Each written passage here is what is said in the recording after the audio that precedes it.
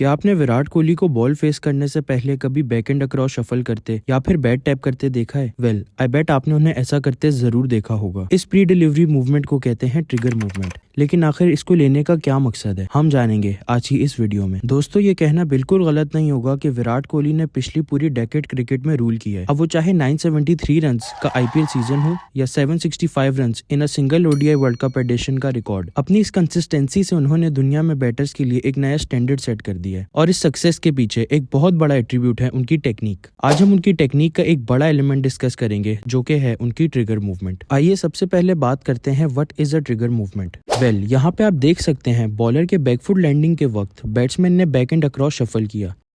इस मूवमेंट को कहा जाता है इनिशियल मूवमेंट या फिर trigger movement.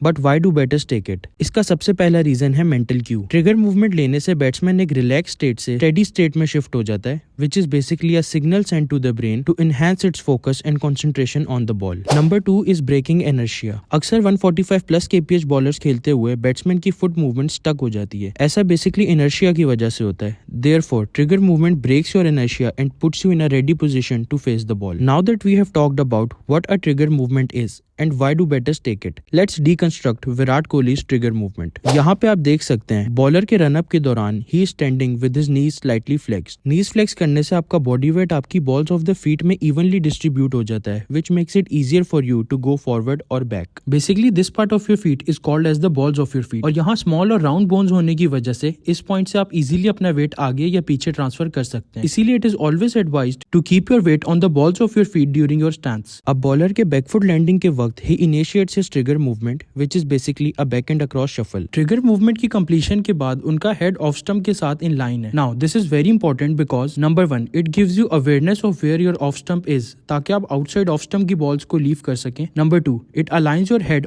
To the bowler's release, जिससे आपके लिए बॉल ट्रैकिंग काफी इजी हो जाती है।